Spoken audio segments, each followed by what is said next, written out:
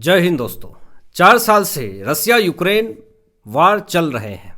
कितनी भी कोशिश व्लादिमीर पुतिन कर रहे हैं, ट्रंप कर रहे हैं कि किसी तरीके से Russia Ukraine conflict ceasefire में बदल जाए, लेकिन इसके पीछे की असली वजह क्या है? कौन सा ऐसा कारण है जो 4 साल हो गए लेकिन रसिया यूक्रेन कॉन्फ्लिक्ट अभी तक सीज फायर में नहीं बदला है?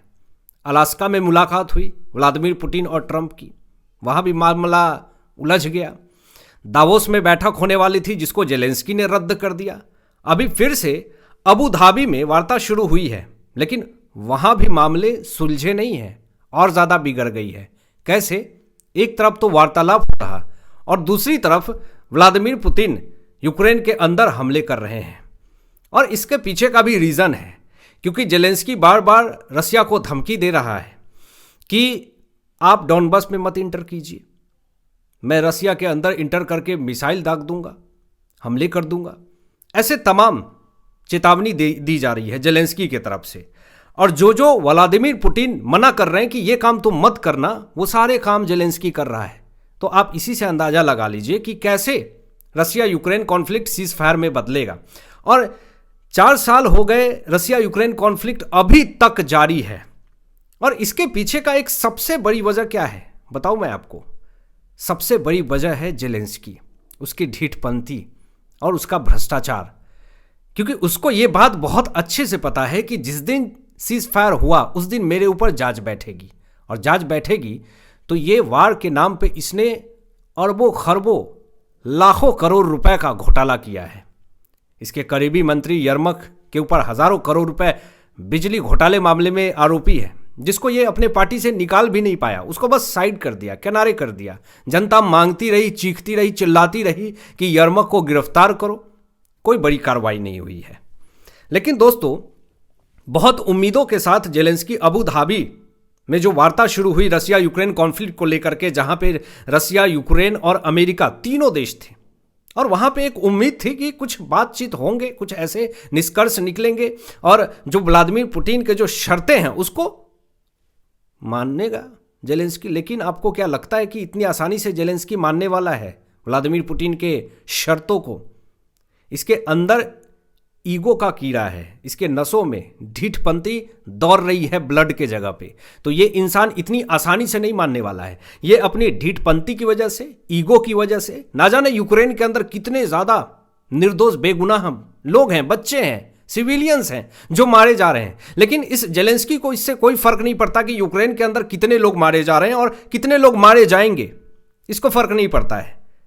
बस इसे यह फर्क पड़ रहा है कि मेरी ईगो शांत हो जाए, बस। अभी देखिए, हमले के बावजूद बातचीत जो है वो जारी है। रसिया दे दनादन ठोके जा रहा है यूक्रेन के अंदर। अभी आधी रात को हमला तेज हुआ है यूक्रेन के अंदर जेलेंस्की के ऊपर, जिसके बारे में मैं आपको बताऊंगा।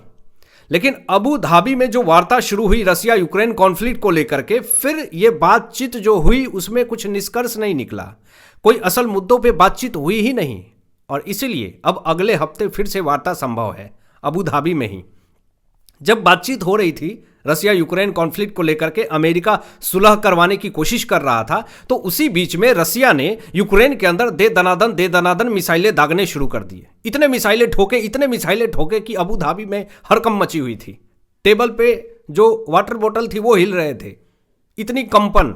मतलब वहां पे इतनी ज्यादा तनाव बढ़ गई थी, हालत खराब थे। क्योंकि एक तरफ आप शांति वार्ता को लेकर के बातचीत कर रहे हैं अबू धाबी में, और दूसरी तरफ मिसाइलें दाग रहे हैं। अब कितनी मिसाइलें दागी हैं वो मैं आपको बताऊंगा, लेकिन ये सबसे बड़ा अटैक था रसिया का यूक्रेन के अंदर।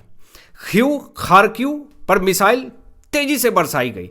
396 ड्रोन और मिसाइलों का प्रयोग किया गया। 12 लाख लोग बिजली से वंचित रहे। क्यू में 8 लाख लोग प्रभावित रहे। 6000 फ्लैट्स में हीटिंग बंद है, ठंड का मौसम है और हीटिंग बंद है। 15 लोग घायल हुए, एक की जिंदगी गई है। इंजीनियर हीटिंग बहाल करने में जुटे हुए हैं। 4000 फ्लैट्स में हीटिंग लौटी अभी फिलहाल। जेलेंस्की ने अमेरिका से फिर से भीख मांगना शुरू कर दिया कि देखिए क्या हो रहा है। अबू धाबी में हम बातचीत कर रहे हैं और इधर व्लादिमीर पुतिन जो है वो ठोक रहे हैं क्यू और खार्किव के अंदर, यूक्रेन के अंदर। जरा समझाइए। चापलूसी करने लगा जेलेंस्की। और अमेरिका को फर्क नहीं पड़ता है, क्योंकि अमेरिका को यह बात बहुत अच्छे से पता है कि व्लादिमीर पुतिन मेरी बात मानने वाले नहीं हैं। एक ऐसा प्रेसिडेंट व्लादिमीर पुतिन ही है जो ट्रंप को 2-2 घंटे तक वेटिंग में रख सकते हैं फोन पे, और किसी के अंदर इतना हिम्मत नहीं है, ना औकात है। अब मैं आपको बता दूं कि जेलेंस्की ने एक आरोप लगा दिया व्लादिमीर पुतिन के ऊपर। कहा कि एक तरफ तो अबू धाबी में हम बात कर रहे हैं शांति वार्ता को लेकर के, ट्रंप चचा, और दूसरी तरफ ये रसिया क्यों ठोक रहा है हमें यूक्रेन के अंदर। जेलेंस्की कहता है कि रूस की मंशा जो है वो हमें ठीक नहीं लग रही है, संदेह है। मुझे ऐसा लगता है कि कहीं एक तरफ सीज फायर की बात हो रही है और दूसरी तरफ व्लादिमीर पुतिन जो है वो यूक्रेन के अंदर भारी तबाही मचा रहे हों। मुझे डर है कि कहीं मुझे मिटा न दिया जाए, मुझे ढेर न कर दिया जाए, मेरे अंग अंग को ख़त्म न कर दिया जाए। मैं डर चुका हूं, मेरी रूह कांप रही है, मुझे बचाइए। ट्रंप से फिर से भीख मांगने लगा अपनी ज़िंदगी की और परमानेंट सुरक्षा की मांग करने लगा। लेकिन ट्रंप तो अपने नेताओं का नहीं है, अपने देश का नहीं है।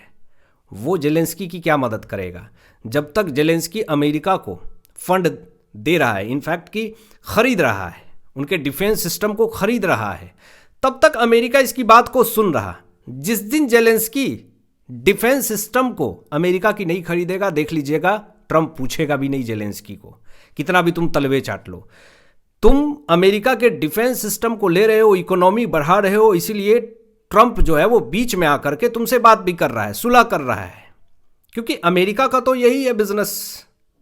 वो करता क्या है, 2 देश में लड़ा करके अपनी डिफेंस पावर को सेल करता है, और यही है उसके इकोनॉमी बूस्ट होने की असली वजह, असली राज।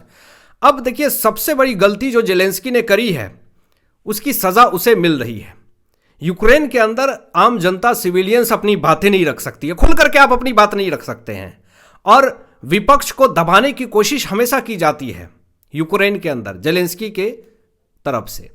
मीडिया की आज़ादी पूरी तरीके से कम कर दी गई है। मीडिया भी खुल करके बातचीत नहीं कर सकती है, मीडिया भी अपनी आवाज़ बुलंद नहीं रख सकती है यूक्रेन के अंदर। मतलब देख लीजिए लोकतंत्र कितना खतरे में है। जेलेंस्की सिर्फ चाहता है कि मेरी डिक्टेटरशिप बनी रहे, मेरी तानाशाही उजागर रहे, लोग मेरे से डरे, मेरी बात माने, मेरे खिलाफ कोई आवाज़ ना उठाए, विपक्ष मेरे खिलाफ कुछ भी ना बोले, देश में मेरे फेवर में एक अच्छा मैसेज जाए, मैं पीड़िता बन करके रहूं, मैं विक्टिम कार्ड खेलूं, सिंपैथी कार्ड खेलूं, लोग मुझसे डरे। लेकिन इन सब चीज़ों से कोई फर्क नहीं पड़ता। ये अपने ही एक ख्याली पुलाव की दुनिया में जेलेंस्की जी रहा है जिसको कोई भाव नहीं देता है। भ्रष्टाचार रोकने में इसने बहुत ही धीरे काम किया है, बहुत सारे भ्रष्टाचारी अभी भी हैं, और सबसे बड़ी बात दोस्तों यह है कि बड़े से बड़े भ्रष्टाचारी जेलेंस्की के करीबी हैं। अब बिजली संकट ठीक से नहीं संभाल पाया जेलेंस्की, यूरोपीय नेताओं से इसके ज़्यादातर झगड़े ही सामने आते हैं। जेलेंस्की के खिलाफ जनता सड़कों पे उतर चुकी है। अभी ईरान के अंदर जो ईरान सरकार है उसके खिलाफ वहाँ की अर्थव्यवस्था से नाराज नाखुश है, जिस कारण से ईरानी जनता सड़कों पे है। जस्ट लाइक वही यूक्रेन के अंदर जो यूक्रेनी जनता है वो जेलेंस्की सरकार से, जेलेंस्की से नाराज है, नाखुश है। वहाँ की अर्थव्यवस्था पूरी तरीके से खराब हो गई है। हाल में ही इसने 8.25 लाख करोड़ रुपीस का कर्ज लिया है यूरोपीय देशों से, सिर्फ अपनी इकोनॉमी को सुधारने के लिए, क्योंकि इसने सारे इकोनॉमी अपनी फंड्स जो गवर्नमेंट की है, जो आम जनता की वहाँ पे पैसे हैं, उसने तो डिफेंस पावर में लगा दिया रसिया के खिलाफ लड़ने के लिए। ये यूक्रेन के आम जनता की जिंदगी के बारे में, भविष्य के बारे में ये नहीं सोच रहा है।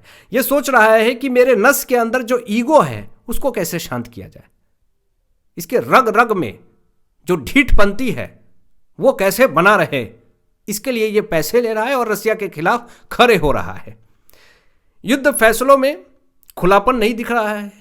ये बार बार कह रहा है कि रसिया की वजह से जो है वो युद्ध हो रहे हैं, लेकिन असली वजह अड़चने पैदा कौन कर रहा है सीज फायर में? जेलेंस्की। ऊर्जा कंपनियों में राजनीति घुसाई गई जेलेंस्की की तरफ से। जितने भी आलोचक हैं जेलेंस्की के, उसको झूठे केस में फंसाया गया, और जेलेंस्की के जो विदेशी रिश्ते हैं वो आए दिन कमज़ोर होते हुए जा रहे हैं, जिस कारण से यूक्रेन की जनता को भुगतना पड़ रहा है। और आने वाले समय में यूक्रेन की जनता जेलेंस्की की वजह से और ज़्यादा भुगतेगी। लेकिन इसकी सज़ा सिर्फ और सिर्फ यूक्रेन की जनता को मिल रहा है। जेलेंस्की तो सिर्फ यूक्रेन की जनता को गर्त में डालने का काम कर रहा है। आपकी क्या सोच है? इन तमाम विषयों पर अपनी विचार व्यक्त कीजिएगा, और मिलते हैं लेटेस्ट ब्रेकिंग एनालिसिस के बाद। तब तक अपना ध्यान रखें, ख्याल रखें। सत्यमेव जयते। जय हिंद।